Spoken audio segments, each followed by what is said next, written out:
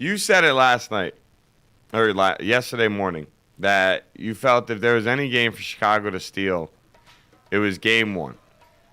They're in the rhythm of playing every other day. You know, they're mentally and physically just in that rhythm of we got to play every other day. These are playoff games. Everything's intense. We're short man, so we got to play even harder. Miami's coming off of 8 days of rest. They're rusty. They don't have their basketball legs under them per se. And now you called it and you nailed it right on the head. So How do we like to do it here? I want to ask you, in your opinion, are you contributing last night's loss to the fact that they were rusty and had the layoff? Yes. Most of it, yeah. And I say that because you could just tell they weren't hitting their corner threes, which is a shot they would normally hit.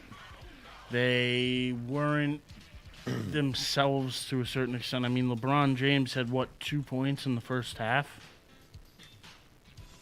Tied 37, like 37 and a half. Well, no, I know that because I think it's actually tied for, his lowest performance in a half. And actually, in the other two performances where he performed that low, they actually won the game, the Heat. Okay. So that's why it was kind of significant that it was the first time that he scored that low, and they haven't come back to win the game. And he had a great second half. Don't get me wrong. What did he put up, 24 in the second half? Yeah, and that included 12 in the fourth quarter. Yeah. Big time second half out of LeBron. But then you had guys like Nate Robinson step up, and didn't Butler have a pretty good game as well? Jimmy Butler had a huge game. He had a huge game defensively against LeBron, too. Jimmy Butler had, I believe, 21 points and 14 rebounds or something like that. 21 points and 14 rebounds. You got 27 out of Nate Robinson, 24 of which came in the second half. He didn't come out of the game the entire second half. Jimmy Butler, for the third straight game, played every single second of the game again. I mean, it's the benefit of being 21 years old. I mean, playing 48 minutes a night, 3 games in a row, It's tough. It's tough, but at least you're 21, 22 years old. You're not, 33, 34 years old and beating on the body. Now, I will blame rust on Miami only scoring 37 points in the first half. I will credit Chicago's defense, but Russ contributed. Chicago actually said they liked the fact that they didn't have a layoff, that they went right from Game 7 and stayed in the same rhythm of playing games. And I think that helped them to an extent as well, that they didn't have to sit for 2, 3, 4, 5 days. They didn't have to sit for a week and a half like the Heat did. Yeah. They just kept it going and kept the same momentum and played with that same heart and drive. Because sometimes when you sit, you go home and sit, and, Noah sits with that foot injury. It just, next thing you know, he gets up the next, couple days later and he's sore than he was. He doesn't have the same adrenaline and the same, everything pumping through his body. It could wear on you. And that's why I think it was a good thing that the Bulls went right from a Game 7 right into Game 1. And I think it actually helped them, the fact that the Heat swept in the first round. I think all of that plays into last night. I mean, me and you were conversing a little bit during the game, and I know you think that this might be the only game the Bulls get, but I really think the Bulls could probably get one at home, too. I think going home in front of the home crowd, getting energized with a lot of people behind them, I really think they can get one of the two at home and really make this series a 2-2 ball game through 4. Which, if they do, I would be... Look, they stole home court. That's huge to do. Extremely helpful. I think you're going to see a better performance out of Miami in the second game. I do think Russ contributed to last night. But one of the things that I will say is I still do believe that there is pretty much no team in the NBA that plays with the grit and heart that Chicago plays with. And I will credit Russ as part of the reason that that Miami lost last night, but I will also credit the Bulls for earning the win. They trailed 86-83 with 2 minutes left and went on a 10-0 run to win the game. Miami, in the final 2 minutes of the game, goes 0 for 5 with Wade, Bosch, and James each missing shots. Ray Allen missing one of those shots as well, but that was with like seconds left. That one I'm really not going to count even against them. But they couldn't hit the back. They couldn't get the ball in the hoop at the end of the game. And part of that will contribute to tired legs, and part of that will contribute to good defense. One way or another, Chicago puts up 35 points in the fourth quarter after only scoring 37 in the entire first half. That was something that I wouldn't have seen coming. And Joakim Noah, right now, MVP of this team. Nate Robinson, Jimmy Butler, co-MVPs of this team. Carlos Boozer left the game with like 9 minutes left in the third quarter and didn't come back out for the rest of the game. He was shooting something like 2 of 13, and he was a liability on defense against Chris Bosh. So Tom Tibbs, once again, makes another great coaching decision, takes Boozer out, puts Taj Gibson in, better defensively, better rebounder, not as good offensively, still hit 2 big jump shots for Chicago later in the game. Big move by Tom Tibbs. I really am impressed with Chicago. I do think Miami still takes the series in 5 or 6 games. But the bottom line of this is nobody saw Chicago win in Game 1, including myself. Nobody sees Chicago winning the series, including myself. Who knows? Maybe this Bulls team is playing with something special. You never, ever know. I remember watching when the Mavericks were the number 1 seed and Golden State, the number 8 seed, knocked them out of the playoffs. I think that was back in like 06, 07.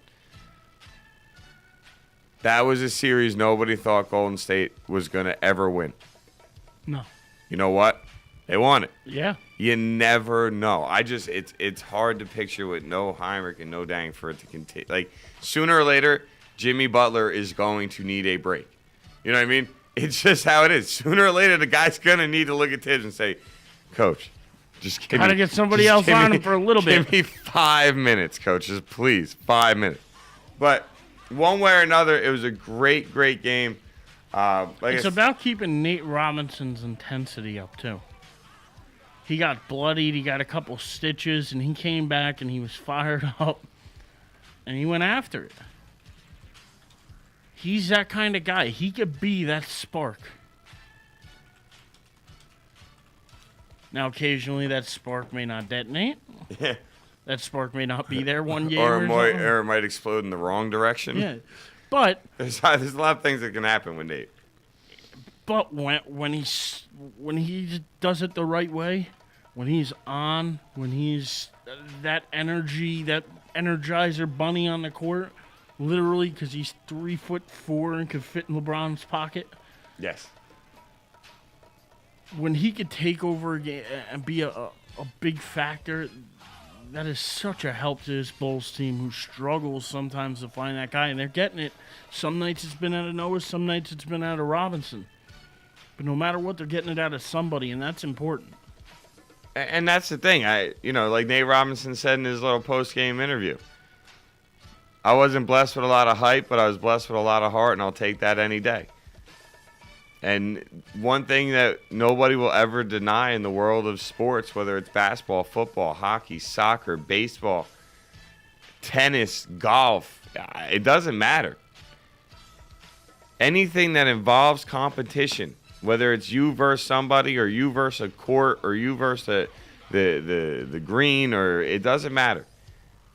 If you don't have heart, you will always fall short. Always. And when you look at a guy like a Nate Robinson or a guy like Joakim Noah, Chicago has 2 of those guys that truly exemplify what it is to have heart. Now, will talent beat out heart when it comes down to a team game? It can happen. But all you need is that those little moments to happen. Chicago keeps it close. Me and Eric talked about this on the ride down. Chicago can keep Miami in that 85 to, I'd say, about 93-point window and have it be within 4 to 5 points going into the fourth quarter. Or even late in the fourth, Yeah. just somehow Chicago getting it down can now. win any of these games. They really can. Like we said, 2 minutes left. Chicago is losing 86 to 83. Final score of the game, Chicago winning 93 to 86. They went on a 10-0 run in the final 2 minutes of the game, with Nate Robinson scoring the final 4 points of the game. Huge buckets, too. Huge. And also, let's keep in mind, he had to have 10 stitches during halftime. 5 on the outside of his lip and 5 on the inside because his head got smushed between LeBron James and the floor. I was very impressed with the Chicago Bulls, again, and they keep impressing me. I'm not going to even lie. I know I may sound like a homer right now, but the good thing is a lot of people agree with me with the fact that they've been very impressive so far in these playoffs. 8 games, 5 wins, not a bad deal. Not a bad deal. Or, yeah, 5 wins. Not bad. Not bad at all. Now, we had another great game last night, but I figure we'll maybe do a quick break. Yeah, and actually one more stat, too. I don't think I heard you say this one, but in their last 17 games with the Heat, Bulls are, I think, 9-8. Sounds about right. And that's over the course of LeBron's stay so far in Miami. My favorite stat is that Miami's only lost, and you'll enjoy this one with me as well. Miami's only lost 3 games since Super Bowl Sunday. They've only lost 3 games. 2 to Chicago, 1 to New York. Boom. Even the greatest are beatable. They are. Listen, Jordan never won them all either.